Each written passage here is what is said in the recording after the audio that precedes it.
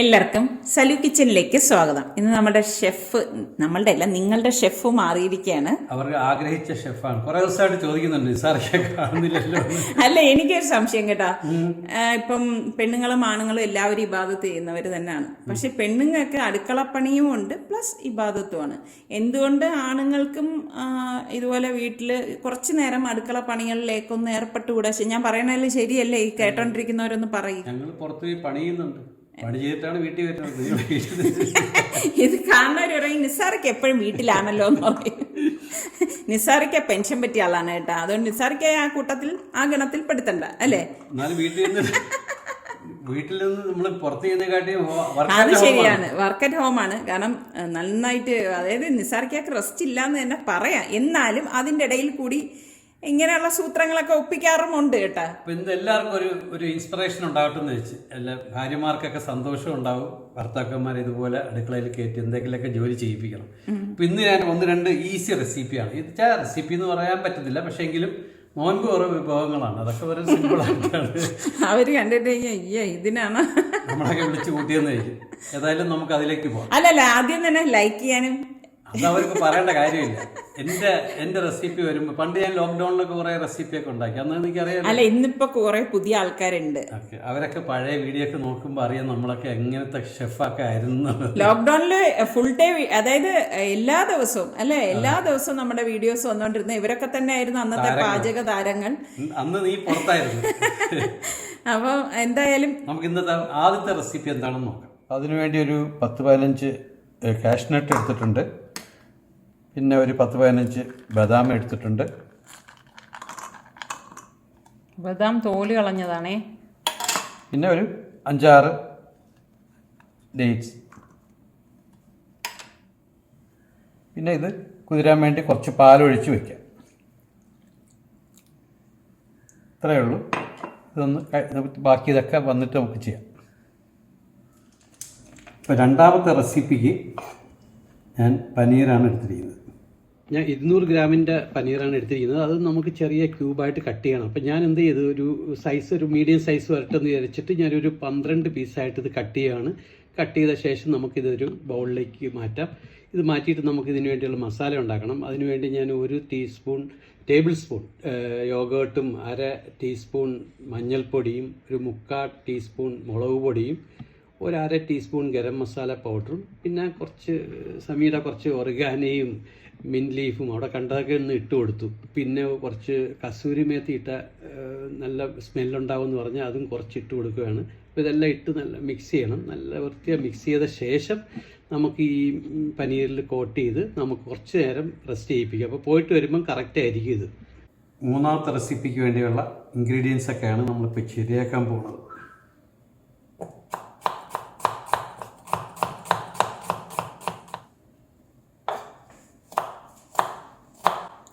നിസാറിക്കയുടെ കട്ടിങ്ങും കുക്കിങ്ങും ഒക്കെ ഇഷ്ടമുള്ളവർ ഇപ്പൊ തന്നെ ലൈക്ക് ഇടണേ, കമന്റ് ചെയ്യാൻ വേണം.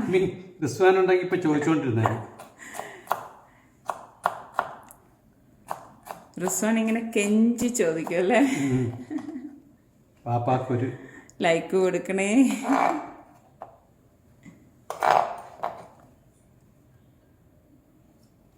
നിങ്ങൾ ഈ 3 റെസിപ്പി എന്തൊക്കെയാണെന്നുള്ളൊരു സംശയത്തിലിരിക്കുമായിരിക്കും അല്ലേ സമയം. നിങ്ങളെല്ലാം സ്കിപ്പ് ചെയ്യാതെ അവസാനം വരെ കാണുക. ഇതിനുവേണ്ടി ഞാൻ ഒരു മുളകാണ് എടുത്തിരിക്കുന്നത്. മുളക് ചെറുതായിട്ട് സ്ലൈസ് ചെയ്തിട്ട് നമുക്ക് ബൗളിലേക്ക് ഇട്ട് കൊടുക്കാം. ഇത് ഉള്ളിൽ എരിവുള്ള മുളകല്ല. പിന്നെ നമുക്ക് വേണ്ടത് ഒരു പകുതി തക്കാളിയാണ്. പകുതി തക്കാളി അതിൻ്റെ ഉള്ളിലൊക്കെ ഉള്ള ആ സീഡൊക്കെ എടുത്ത് മാറ്റിയിട്ട് വേണം നമുക്ക് ഇട്ട് കൊടുക്കാനായിട്ട്. അതും നമുക്ക് ചെറുതായിട്ട് അരിയണം, ചെറിയ കുനുകുനായിട്ട് അരിഞ്ഞിട്ട് വേണം അത് ഇട്ട് കൊടുക്കേണ്ടത്. അപ്പോൾ അതുകൂടെ ഇടുമ്പോഴാണ് അതിനെല്ലാം ടേസ്റ്റ് ഉണ്ടാകും. ഇതാ ഇവിടെ ഒരു സ്വീറ്റ് കോൺ ഇരിക്കുന്നുണ്ട്.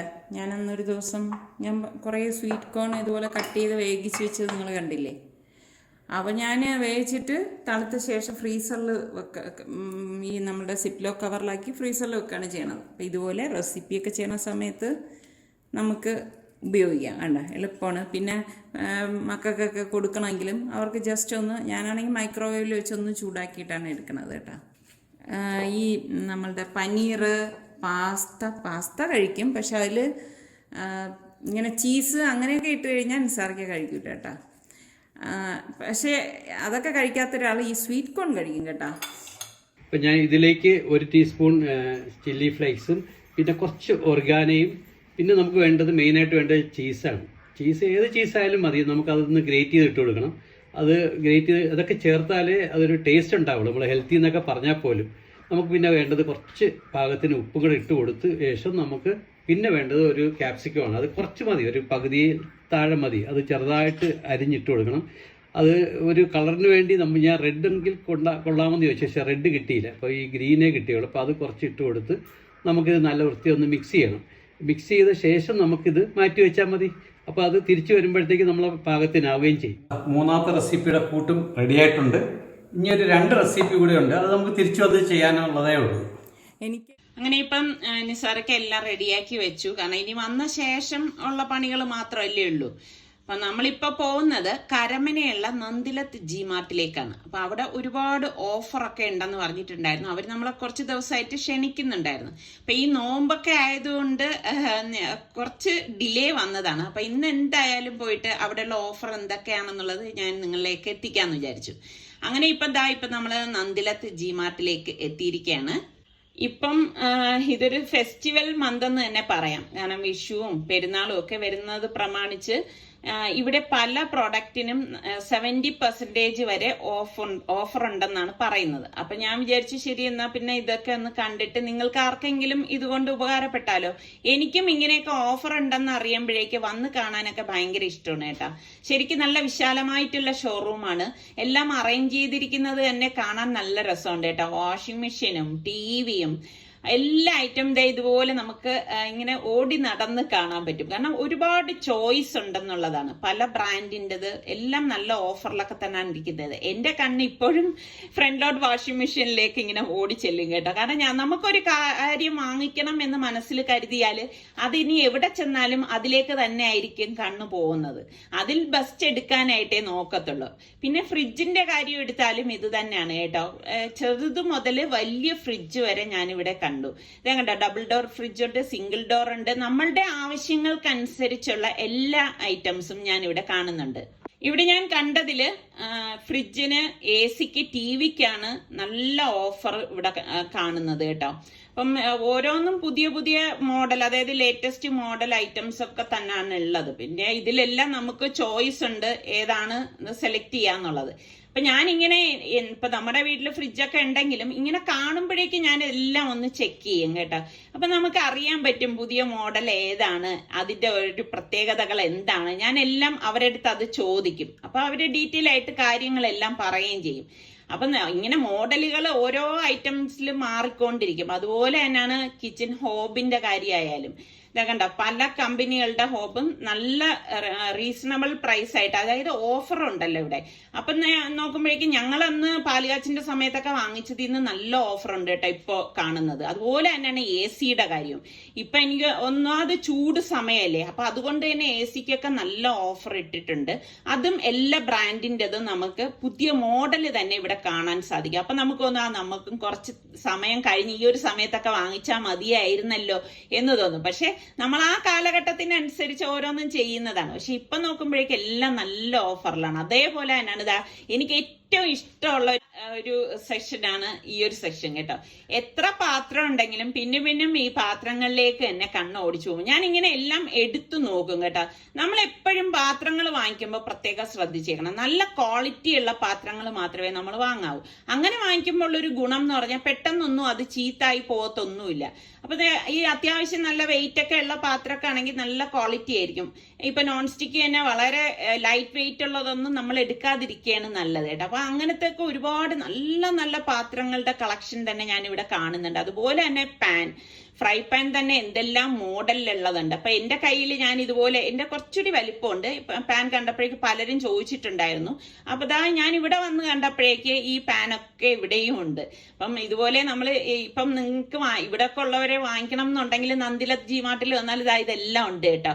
പിന്നെ ഉള്ളത് നമ്മളുടെ ഈ ഒരു ഡിന്നർ സെറ്റാണ്. എന്തെല്ലാം വെറൈറ്റിയിൽ ഉണ്ടെന്നറിയാവോ. ഇതൊക്കെ നമുക്കിങ്ങനെ കാണുമ്പോൾ ഭയങ്കര ഇഷ്ടമാണ് കേട്ടോ. ഞാൻ ഇതെല്ലാം ഇങ്ങനെ ഓരോന്ന് നോക്കും, ഇതിൽ വെറൈറ്റി എന്തുണ്ട്, അതായത് എന്ത് ഡിസൈനിലാണ് വെറൈറ്റി ഉള്ളത് എന്നൊക്കെ നോക്കിയിട്ടേ ഓരോ കാര്യങ്ങൾ ഇങ്ങനെ വാങ്ങിക്കത്തുള്ളൂ കേട്ടോ. അപ്പൊ എനിക്കിതൊക്കെ കാണാൻ ഇഷ്ടമാണ്. ഇപ്പൊ ഞാൻ ഇത് ഈ പറഞ്ഞ മാതിരി ഇവിടുത്തെ ഓഫറും കാര്യങ്ങളും എല്ലാം നിങ്ങളിലേക്ക് എത്തിക്കാന്ന് വിചാരിക്കുന്നു. കാരണം ഇപ്പൊ നിങ്ങൾക്ക് എന്തെങ്കിലുമൊക്കെ വാങ്ങിക്കണം എന്നുള്ളവരാണെങ്കിൽ ഇത് നിങ്ങൾക്ക് യൂസ്ഫുൾ ആയാലോ.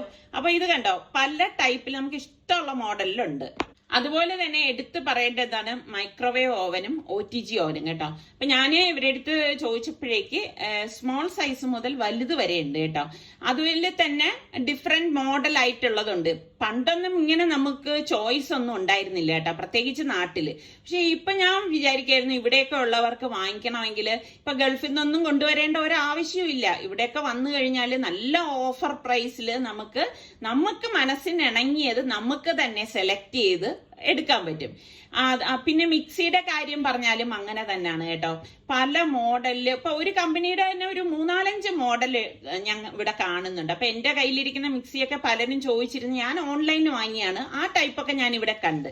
അതുപോലെ തന്നെ ടോസ്റ്ററും എന്തെല്ലാം മോഡലിലുള്ള ടോസ്റ്റർ എന്നറിയാം ഇവിടെ ഇരിക്കുന്നത്. അപ്പൊ ഇതെല്ലാം എന്റെ കയ്യിലുണ്ടെങ്കിൽ എനിക്കിതൊക്കെ കാണാൻ ഭയങ്കര ഇഷ്ടമാണ് കേട്ടോ. അപ്പൊ ഞാൻ എപ്പോഴും വിചാരിക്കും ഡിഫറെന്റ് ആയിട്ട് ഉള്ള മോഡൽ കിട്ടിക്കഴിഞ്ഞാൽ ഞാൻ വാങ്ങിക്കാറുണ്ട് കേട്ടോ.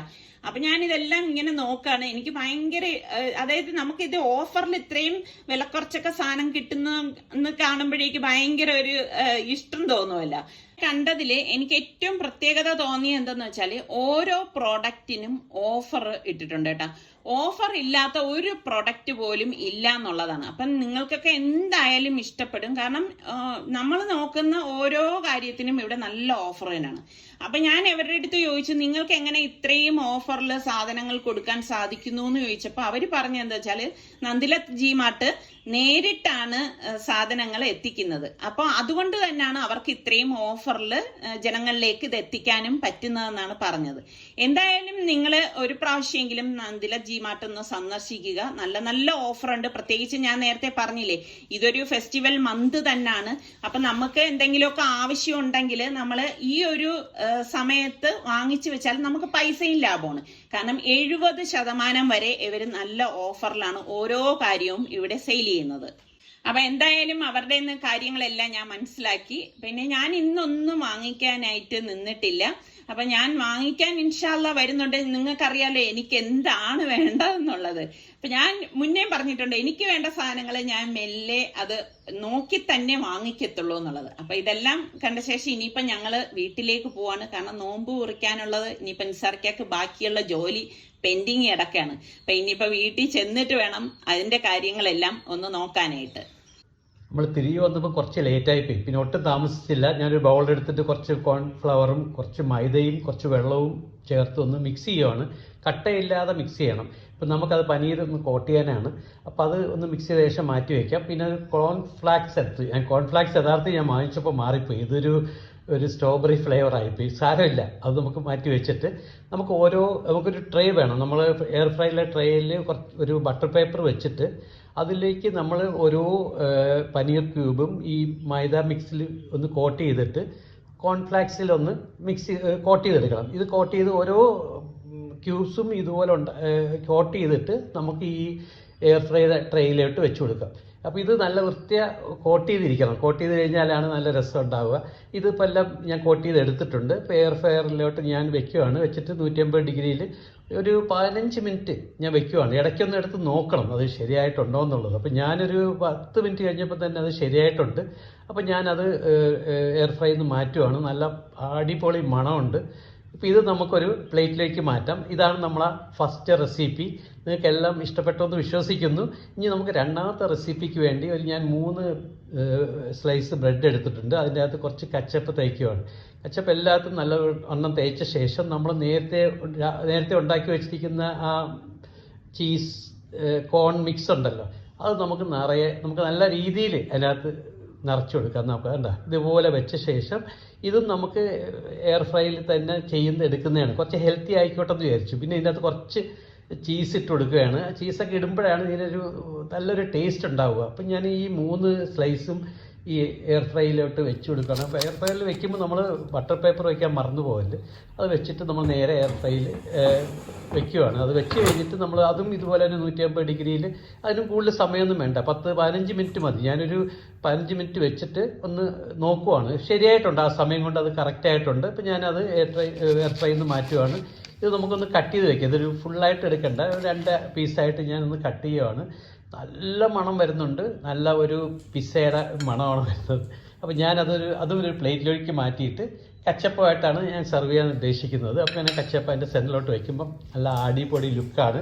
എല്ലാവരും ഒന്ന് ട്രൈ ചെയ്യണം. പിന്നെ മൂന്നാമത്തെ റെസിപ്പിക്ക് വേണ്ടിയാണ് ഞാനിതാ ഒരു 3 സ്ലൈസ് എടുത്തിട്ടുണ്ട്. അതിൻ്റെ അകത്ത് നമ്മൾ ഈ സ്പ്രെഡ് ഇത് കിട്ടുമല്ലോ, ചീസ് തന്നെ നമ്മൾ ഈ സ്പ്രെഡായിട്ട് ഇങ്ങനെ ഷീറ്റായിട്ട് കിട്ടും. അത് ഞാൻ 2ആയിട്ട് കട്ട് ചെയ്തിട്ട് വെച്ച് കൊടുത്തിട്ട് അതിൻ്റെ മറ്റേ പീസുകൾ അതിൻ്റെ മുകളിലോട്ട് വെച്ച് കൊടുക്കുകയാണ്. വെച്ച് കൊടുത്തിട്ട് ഒന്ന് പ്രസ് ചെയ്തിട്ട് ഞാൻ വീണ്ടും ഒന്ന് കട്ട് ചെയ്യുവാണ്. കാരണം ചെയ്തിട്ട് വലിയ സൈസ് പോലെ എനിക്ക് തോന്നി. അപ്പോൾ ഞാൻ രണ്ടാമത് ഒന്നും കൂടെ കട്ട് ചെയ്തിട്ട് നമുക്കിത് ഒരു മുട്ട മിക്സിയിൽ കോട്ട് ചെയ്തിട്ട് വേണം നമ്മൾ എയർ ഫ്രയറിൽ വെക്കാൻ വേണ്ടി. അത് ഞാൻ 2 മുട്ട എടുത്ത് അതിനകത്ത് കുറച്ച് ചില്ലി ഫ്ലേക്സും ഇട്ട് കുറച്ച് ഉപ്പും ഇട്ടിട്ട് ഒന്ന് മിക്സ് ചെയ്യുവാണ്. മിക്സ് ചെയ്തിട്ട് ഓരോ ബ്രെഡ് പീസും നമുക്ക് ഇതിൻ്റെ അകത്ത് കോട്ട് ചെയ്യണം. കോട്ട് ചെയ്തിട്ട് എയർ ഫ്രൈയിൽ ചെയ്ത് എടുക്കുമ്പോൾ നല്ല അടിപൊളി ടേസ്റ്റാണ്. അപ്പോൾ ഓരോ പീസും എടുത്ത് ഇതുപോലെ മുട്ടയുടെ മിക്സിയിലോട്ടൊന്ന് കോട്ട് ചെയ്ത ശേഷം നമുക്ക് എയർ ഫ്രയറിൻ്റെ ട്രെയിൽ അതിലും ബട്ടർ പേപ്പർ വെച്ചിട്ട് നമ്മളിത് ഓരോ പീസും വെച്ച് കൊടുത്തിട്ട് ഇതും നമ്മൾ എയർ ഫ്രൈ ചെയ്ത് എടുത്തു കഴിഞ്ഞാൽ, ഞാൻ പറഞ്ഞില്ലേ ഹെൽത്തി ആണോ എന്ന് ചോദിച്ചാൽ ബ്രെഡൊക്കെ ഹെൽത്തി അല്ല, എങ്കിലും ഞാൻ കൂടുതലും എണ്ണയില്ലാതെ ഉണ്ടാക്കുന്ന റമദാൻ വിഭവങ്ങളാണ് ഉണ്ടാക്കുന്നത്. അപ്പോൾ ഇത് നമ്മൾ ഇതുപോലെ തന്നെ ഇതും വെച്ചിട്ട് ഇതിലും കൂടുതൽ സമയം വേണ്ട, ഇത് 10 മിനിറ്റ് പോലും വേണ്ടെന്നാണ് എനിക്ക് തോന്നുന്നത്. ഞാനൊരു 15 മിനിറ്റ് വെച്ചു, പക്ഷേ ഞാൻ ഇടയ്ക്ക് ഒന്ന് മാറ്റി എടുത്ത് നോക്കിയപ്പം കറക്റ്റ് ആയതുകൊണ്ട് ഞാൻ എടുക്കുവാണ്. ഇതിനും അടിപൊളി മണമാണ്. അപ്പോൾ ഇതും നമുക്കിത് മാറ്റി ഒരു പ്ലേറ്റിലോട്ട് മാറ്റാം. ഇതും നല്ല അടിപൊളി ടേസ്റ്റ് ആയിരിക്കും, നിങ്ങളൊന്ന് ട്രൈ ചെയ്ത് നോക്കണം. നമ്മളെ 4ാമത്തെ റെസിപ്പി ഹെൽത്തി ഷേക്കാണ്.